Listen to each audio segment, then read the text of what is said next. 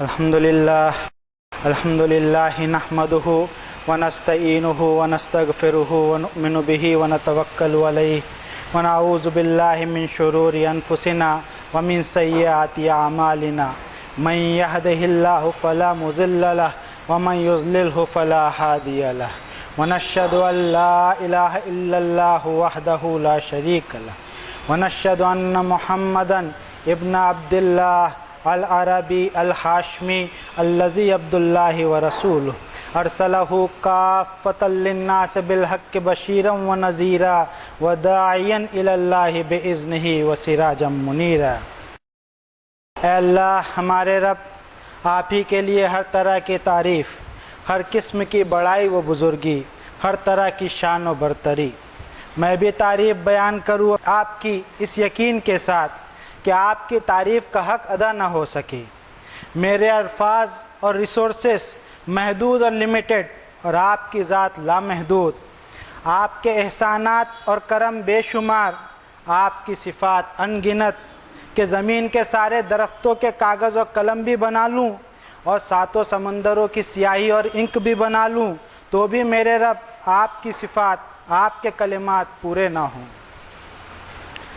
مجھے یہ بھی معلوم ہو کہ میرے ہر عمل کا حساب مجھے میرے مالک آپ کو دینا ہے، جہاں کوئی کسی کے کچھ بھی کام نہیں آئے گا۔ اگر آپ میرے عمل کو قبول کر کے مجھے کچھ نوازنا چاہیں تو کوئی آپ کی نوازشوں پر روک بھی نہیں لگا سکتا، اور اگر آپ مجھے میری حرکتوں پر پکڑ لیں اور سزا دیں تو پوری کائنات مل کر بھی مجھے بچا نہیں سکتی آپ کی سزا سے۔ اگر وہاں میرے کچھ کام آئے گا تو وہ ہوں گے میرے نیک اعمال جو میں نے پوری ایمانداری سے صرف اور صرف اپنے رب کے لیے ہی کیے ہوں گے۔ میں احسان مانوں آپ کا کہ آپ نے مجھے بہترین ڈیزائن میں پیدا کیا، میرے پور پور کو، میرے جوڑ جوڑ کو صحیح اور تندرست بنایا، میرے تمام باڈی پارٹس کو صحیح اور سلامت رکھا، ساتھ ہی مجھے عقل و فہم، کامن سینس اور دوسری صلاحیتوں سے بھی نوازا، اور مزید اپنی نعمتوں کو نچھاور کیے چلے جا رہے ہیں۔ آپ ہی کی ذات العلیم تمام انسانیت کو اچھے و برے، صحیح و غلط، حق و باطل کا علم و فہم آپ ہی نے دیا۔ آپ ہی عالم الغیب والشہادہ، آپ جانتے ہیں میرے چھپے اور ظاہر کو، میرے ہر عمل پر آپ کی واچ، میرے پاس، پریزنٹ اور فیوچر کی آپ کو خبر۔ آپ ہی السمیع، میری دعا، میری پکار کو سننے والے۔ چاہے میں زور سے کوئی بات کروں یا دل ہی دل میں سوچوں، آپ تو میری رگے جاں سے بھی زیادہ قریب۔ آپ ناکامی اور برے حالات میں میری مدد کرنے والے۔ گڑ گڑا کر آپ سے مانگوں تو بھی فضل و کرم کی بارش کرے، اور بن مانگے بھی اپنی رحمتوں کو لٹانے والے آپ۔ لیکن مجھے اعتراف ہے کہ میری دعاؤں میں گڑ گڑانا تو ہوتا ہے، لیکن میرا گڑ گڑانا میری محرومیوں پر ہوتا ہے کہ مجھے یہ نہیں ملا، میں اتنی مصیبت میں ہوں۔ میری نظر مجھ سے کمتر لوگوں کی طرف نہیں جاتی، یہی وجہ ہے کہ میری دعاؤں میں شکر کی کیفیت نہیں آ پاتی۔ اعتراف کروں میں کہ انتہائی کمزور ہوں میں، اور میرا رب زبردست طاقتوں والا ہے۔ بہت ہی مجبور ہوں میں، میرا رب مالک کل ہے۔ ہر پریشانی، ہر تکلیف میں میرا مالک ہی میری مدد کرتا ہے۔ میرے رزق، میری بھوک اور پیاس بجھانے کا انتظام بھی میرا مالک ہی کرتا ہے۔ جب میں بیمار ہوتا ہوں تو وہی مجھے شفا بھی عطا فرماتا ہے۔ وہی ہے جس کے اختیار میں میری اور تمام مخلوق کی موت و حیات ہے۔ کائنات کا ذرہ ذرہ مکمل سبمیشن کے ساتھ میں اس کی فرما روائی کا اقرار کرے، اسی کی توحید بیان کرے۔ ہم بھی غلامی قبول کر لیں اپنے پورے ہوش و حواس کے ساتھ اپنے رب کی، جھک جائیں، سبمٹ کر دیں ہم اپنے آپ کو اپنے مالک کے سامنے، اپنے سارے گھمنڈ اور تکبر سے توبہ کرتے ہوئے اپنی اوقات کو پہچان لیں، اپنے مالک کو جان لیں، اپنی زندگی کے مقصد کو سمجھ لیں، اپنی موت کی حقیقت کو قبول کر لیں۔ آخر ہمارا اپنا ہمارے پاس ہے ہی کیا؟ نہ ہمارا بدن اپنا، نہ روح ہماری اپنی، نہ کوئی بھی بلونگنگ ہماری حقیقی۔ سب کچھ ایک مقرر مدت کے لیے ہمارے رب نے ہمیں عطا کیا ہے، یہ ٹیسٹ کرنے کے لیے کہ لننظر کیف تعملون، ہمارا رسپانس کیا ہے۔ ٹرسٹی بنایا گیا ہمیں اس بدن کا، اس روح کا، ہر قابلیت، ہر صلاحیت کا، اور ہم اتنے نادان ہیں کہ ان کے مس یوز سے اپنے ہی نقصان کر لیتے ہیں۔ اب کون بتائے ہمیں صحیح راستہ؟ کون سہارا دے ہمارے ڈگمگاتے قدموں کو؟ کون راستہ دکھائے ہمیں صراط مستقیم پر چلنے کے لیے؟ وہی آقا، وہی رب، وہی بادشاہ حقیقی، وہی پالنہار جس نے ہمیں پیدا کیا، جس نے ہمیں زندگی عطا کی، جس نے ہمیں ذہانت اور صلاحیت کو استعمال کرنا سکھایا، جس نے ہمارے لیے ہدایت کے پیکیج کو قلب محمد صلی اللہ علیہ وسلم پر نازل کیا۔ ان ھذا القرآن یہدی للتی ہی اقوم۔ بے شک قرآن رہنمائی کرتا ہے، گائیڈ کرتا ہے سب سے سیدھے راستے صراط مستقیم کی۔ اگر کسی کو اپنے رب کے سیدھے راستے کی تلاش ہے تو اس کی تلاش مکمل ہوگی قرآن کریم کی طرف آ کر ہی، اور اگر اس کتاب کو ریفر نہ کرے تو اندھیروں میں ہی بھٹکتا رہے۔ بے شک اپنے رب کو جاننے کے لیے، اپنے رسول کو جاننے کے لیے، اور خود اپنے آپ کو جاننے کے لیے اگر کوئی موسٹ آتھینٹک سورس ہے تو یہی قرآن ہے۔ آئیے اسے قرآن سے ہم جاننے کی کوشش کرتے ہیں، اپنے آپ کو جو خود کو محمد صلی اللہ علیہ وسلم کی اتباع کرنے کا دعویٰ کرتے تھکتے نہیں۔ دیکھیں ہم اللہ کی کتاب میں کہ محمد صلی اللہ علیہ وسلم کے فالوورز کی کیا کیریکٹرسٹکس اور صفات بتائی ہیں ہمارے مالک کائنات نے۔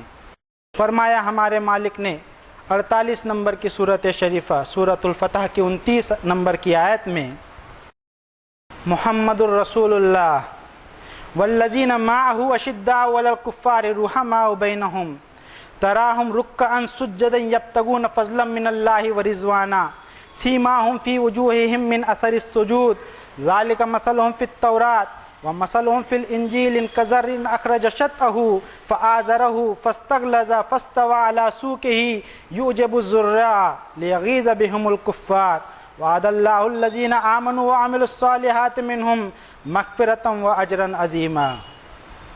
محمد صلی اللہ علیہ وسلم اللہ کے رسول اور جو لوگ ان کے ایمان والے ساتھی ہیں وہ آئیڈیالوجی میں بہت فرم اور سخت اصول پسند ہوتے ہیں کافر و کفر کے معاملے میں، نرم مزاج اور رحم دل اور ہمبل ہوتے ہیں آپس میں۔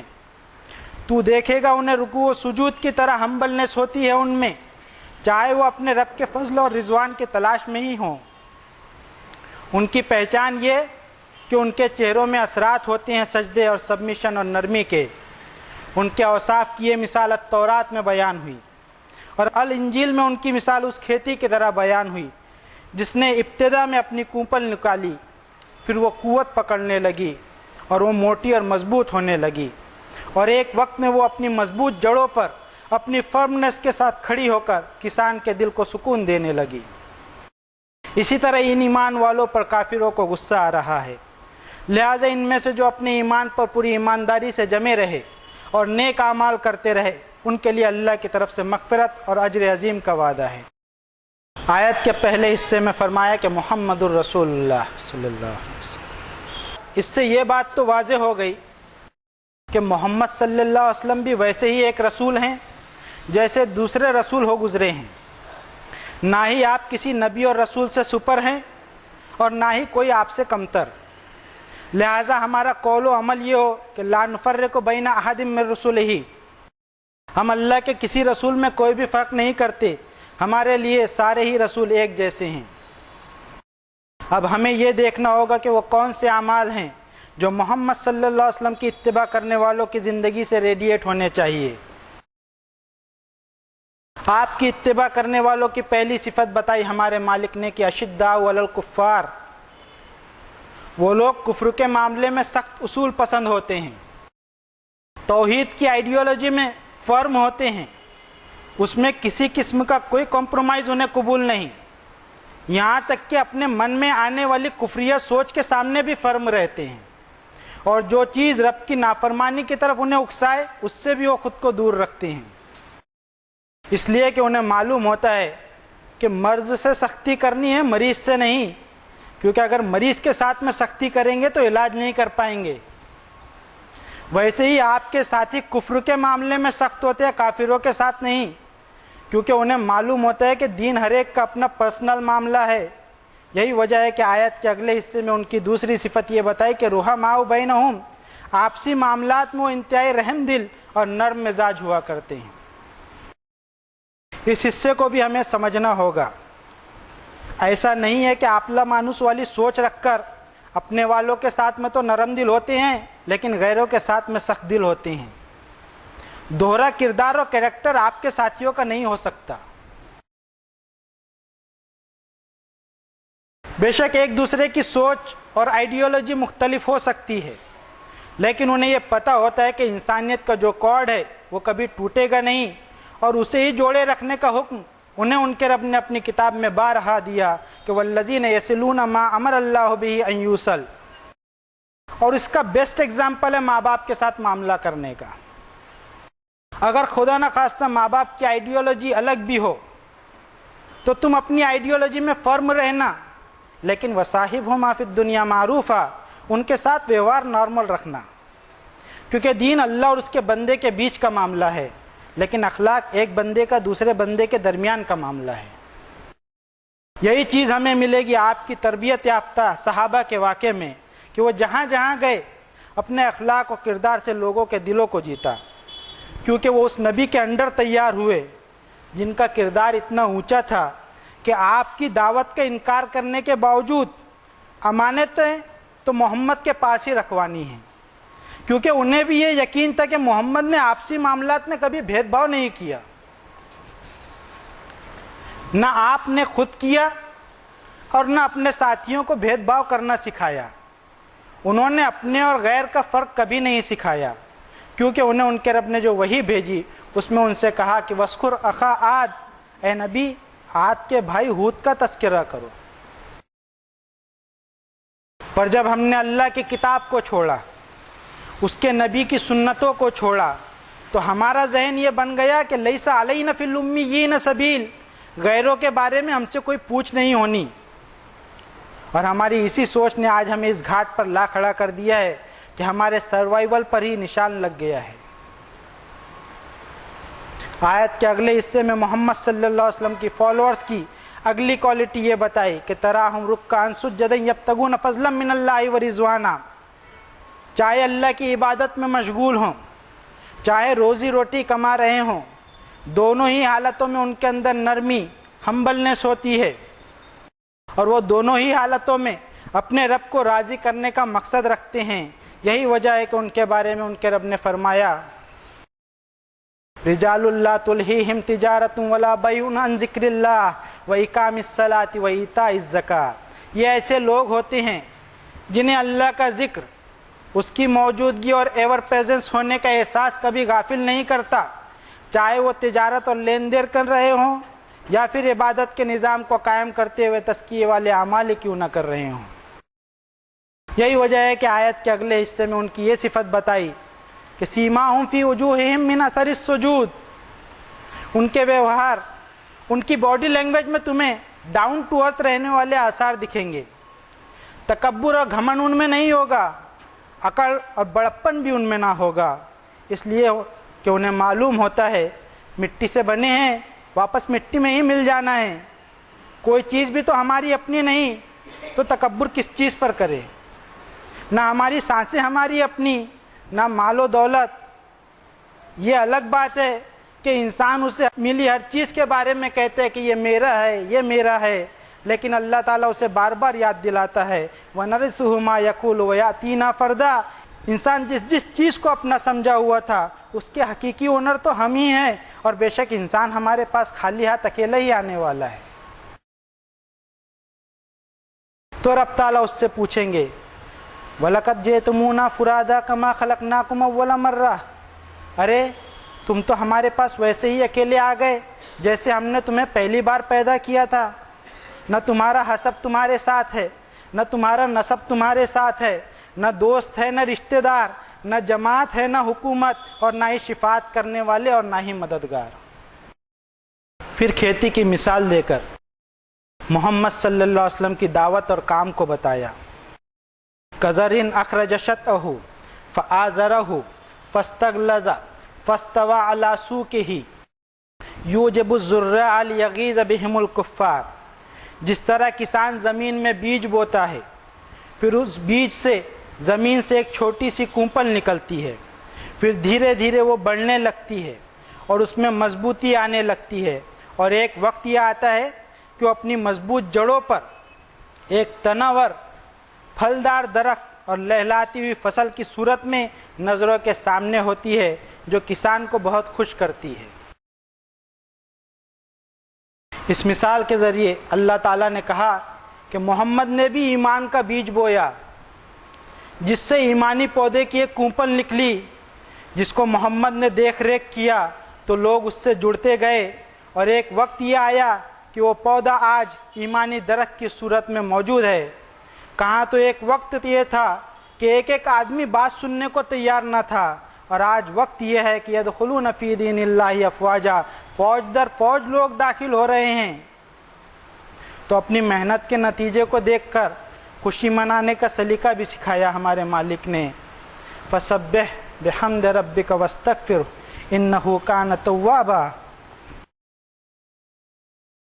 اپنے رب کی حمد و ثنا بیان کرتے ہوئے اسی کی تسبیح اور بڑائی بیان کرو، اور اپنی بھول چوک پر اللہ سے معافی مانگتے رہو، یقیناً وہ ہے توبہ قبول کرنے کے لیے ہمیشہ تیار۔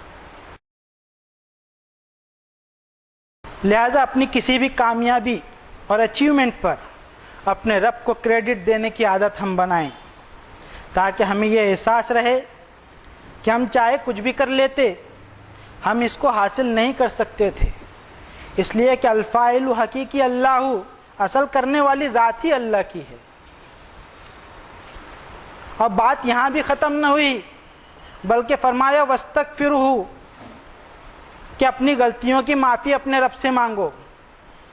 یہ مت سوچو کہ یہاں تک پہنچنے میں تم سے کوئی غلطی ہوئی ہی نہیں ہو، اور دوسروں نے یہ غلطی کی اس لیے انہیں کامیابی نہیں مل پائی، بلکہ یہ سوچو کہ تمہارے رب کا کرم تھا کہ اس نے تمہاری غلطیوں کو نظر انداز کر کے تمہیں کامیابی دے دی۔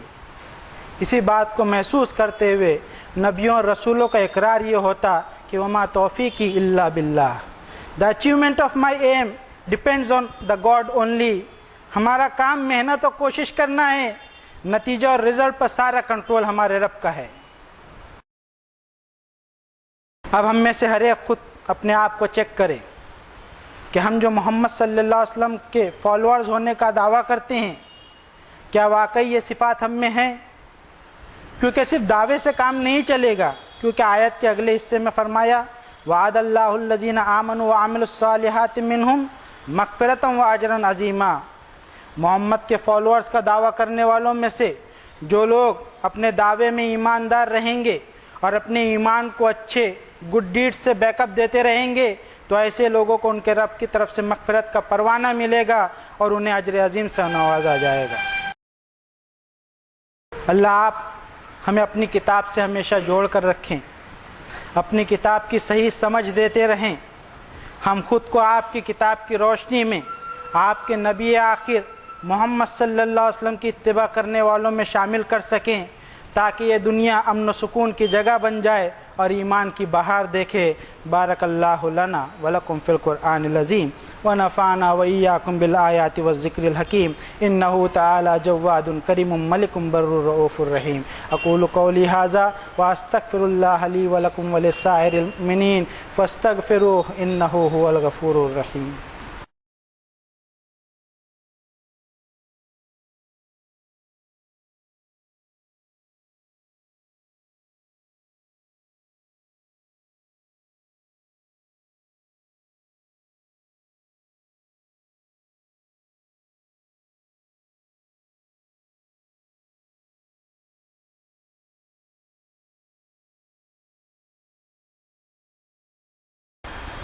الحمد للہ وحدہ والصلاة والسلام علی من لا نبی بعدہ، اما بعد فاعوذ باللہ من الشیطان الرجیم، بسم اللہ الرحمن الرحیم۔ ان اللہ وملائکتہ یصلون علی النبی یا ایھا الذین آمنوا صلوا علیہ وسلموا تسلیما۔ اللہم صلی علی محمد وعلی آل محمد کما صلیت علی ابراہیم وعلی آل ابراہیم انک حمید مجید، وصلی علی جمیع الانبیاء والمرسلین وعلی الملائکۃ المقربین۔ وعلى أصحاب رسول الله صلى الله عليه وسلم وعلى أزواج رسول الله صلى الله عليه وسلم وعلى أهل بيت رسول الله صلى الله عليه وسلم وعلى جميع المؤمنين والمؤمنات والمسلمين والمسلمات الأحياء منهم والأموات. اللهم إنك أنت السميع مستجيب الدعوات. ربنا إننا آمنا فاغفر لنا ذنوبنا وكفر عنا سيئاتنا وتوفنا مع الأبرار. فاطر السماوات والأرض أنت ولي في الدنيا والآخرة توفني مسلما والحقني بالصالحين. اللهم حبب إلينا الإيمان وزينه في قلوبنا وكره إلينا الكفر والفسوق والعصيان واجعلنا من الراشدين. رب أعوذ بك من همزات الشياطين وأعوذ بك رب أن يحضرون. رب أوزعني أن أشكر نعمتك التي أنعمت علي وعلى والدي وأن أعمل صالحا ترضاه وأدخلني برحمتك في عبادك الصالحين. ربنا تقبل منا إنك أنت السميع العليم وتب علينا إنك أنت التواب الرحيم برحمتك يا أرحم الراحمين. عباد الله اتقوا الله رحمني ورحمكم الله. إن الله يأمر بالعدل والإحسان وإيتاء ذي القربى وينهى عن الفحشاء والمنكر والبغي يعظكم لعلكم تذكرون. اذكروا الله العلي العظيم يذكركم ولذكر الله أكبر والله يعلم ما تصنعون.